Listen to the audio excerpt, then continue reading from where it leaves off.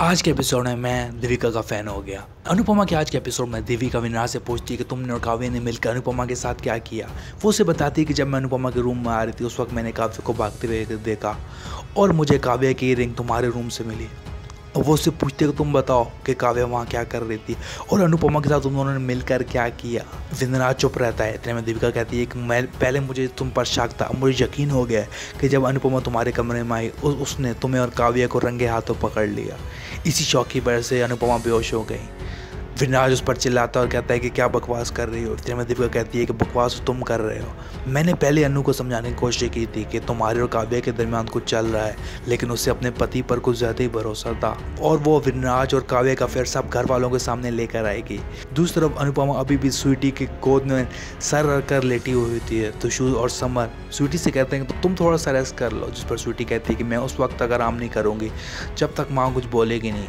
इतने में समर बोलता है कि माँ कब बोलेगी, ये माँ को अचानक क्या हो गया है। इतने में परितोष सोचता है कि इसमें सारा कसूर काव्य का है। तो काव्य के घर में काव्य रो रही होती है और नंदिनी उससे बोलती है कि अब रोने का क्या फ़ायदा, समझ जाना चाहिए था, आप ऐसा कैसे कर सकती हो। इतने में देविका वहाँ आती है। वो काव्य से कहती है क्या तुम जानना चाहती हो कि अनुपमा जिंदा है या नहीं। वो उसे कहती है कि अनुपमा जिंदा होकर भी किसी काबिल नहीं रही है। वो काव्य पर गुस्सा करती है और कहती है कि अनुपमा ने तुम्हारे लिए क्या कुछ नहीं किया, उसने तुम्हें अपने घर में रखा, तुमने उसके साथ क्या किया। देविका काव्य से पूछती है तुम मुझे बताओ उस कमरे में क्या हुआ, अनुपमा के साथ क्या हुआ। उस पर वो बहुत गुस्सा करती है और काव्य रो रही होती है। इतने में देविका बार बार पूछ के थक जाती है और वो भी रोने लग जाती है।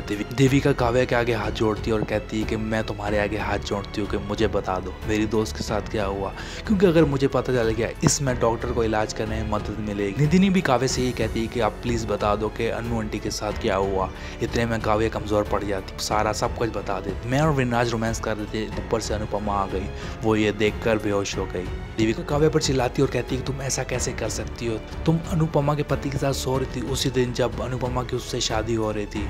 और वो उसे वार्न करती है कि मैं तुम दोनों को नहीं छोड़ूंगी, तुम्हें मैं तुम्हारे बॉयफ्रेंड को पहले ही वार्न कर चुकी हूँ, तुम दोनों जेल में जाओगे। मैं देविका को और गुस्सा आता है और काव्य हाथ पकड़ कहती है कि तुम अभी चलो सब घर वालों को बताओ कि तुमने क्या किया। वो बार बार यही कहती है लेकिन काव्य नहीं जाती, काव्य रोने लग जाती है। इतने में देविका उसे छोड़कर गुस्से में वापस चली जाती है। इतने में निधिनी काव्य से कहती है कि आप इतनी बेशर्म कैसे हो सकती हैं, पहले मैं आप जैसी बनना चाहती थी लेकिन मैं बहुत खुश हूँ कि मैंने आप जैसा बनने की कोशिश भी नहीं। उस तरह देविका अनुपमा के घर वापस जाती है। फैमिली अनुपमा की हालत देख के बहुत परेशान होती है, बाबूजी रोने लग जाते हैं और उनकी तबीयत ज़्यादा ख़राब हो जाती है। इतने में सारे घर वाले उनके पास आते हैं और उनको दवाई देते हैं। समर रो रहा होता है, तशु डॉक्टर को कॉल करता है और डॉक्टर को बताता है कि मम्मा की कंडीशन अभी तक वैसे ही है, वो होश में तो आ गई हैं लेकिन कुछ बोल नहीं रही। डॉक्टर परितोष से कहते हैं कि अगर कल तक तुम्हारी माँ की तबीयत ठीक नहीं हुई हमें उन्हें अस्पताल एडमिट करना पड़ेगा। ये सुनकर बाबूजी कहते हैं कि क्या हम घर पर अनु को ट्रीट नहीं कर सकते, वो हमारी आंखों के सामने तो रहेगी। पर परितोष कहता है कि डॉक्टरों को पहले बीमारी तो पता चल जाए तब वो ट्रीट करेंगे। फिर दूसरा विनायक टेंशन में होता है, वो अपने कमरे में जाता है। इतने में काव्या की वीडियो कॉल आती है। काव्या उससे पूछती है कि अनुपमा की कंडीशन कैसी है, जिस पर विनाश उस पर गुस्सा करता है और कहता है कि ना तुम मेरे कमरे में आती और ना ये सब कुछ होता। इतने में काव्या विनाश को बताती है कि मैंने देविका को सब सच सच बता दिया। ये सोचकर विनाश गुस्से में आ जाता है। काव्या कहती है कि मेरे पास कोई दूसरा ऑप्शन नहीं था, देविका बार बार पूछ रही थी।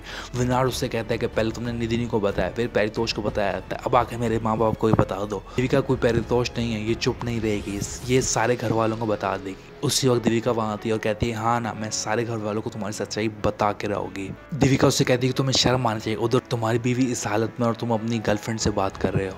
विनाश उस पर चिल्लाता है लेकिन देविका उस पर और ऊंचे चिल्लाती है और कहती है मैं इसलिए अभी चुप हूँ कि तुम्हारी फैमिली पहले अनुपमा को लेकर परेशान है, मैं उन्हें और परेशान नहीं करना चाहती। जिस दिन अनुपमा कुछ बोली उसी दिन मैं सारे घर वालों को तुम्हारी सच्चाई बता दूंगी। बाहर हो रही होती है और वो अनुपमा को किचन में इमेजिन कर रही होती है। सारे सब घर वाले अनुपमा को बहुत मिस कर रहे होते हैं। अनुपमा का एपिसोड और भी इंटरेस्टिंग होने वाला है। अपकमिंग एपिसोड में अनुपमा को होश आ जाता है और वो विनराज का सामना करती है। वो विनराज उससे कहता है कि अनुपमा जो तुमने देखा वो सच नहीं था, जिस पर अनुपमा कहती है कि मैंने आप पर 25 साल भरोसा किया, अब नहीं करूँगी। इतने विनराज कहता हाँ अब तुम क्या मुझसे डिवोर्स लोगी, वो सब कुछ मैं डिसाइड करूँगी, सब कुछ मेरे हाथ में है कि मैं इस घर में रहूँगी या नहीं। फिर वो विनराज को अपने कमरे के बाहर धक्का दे देती है और दरवाज़ा बंद कर देती है।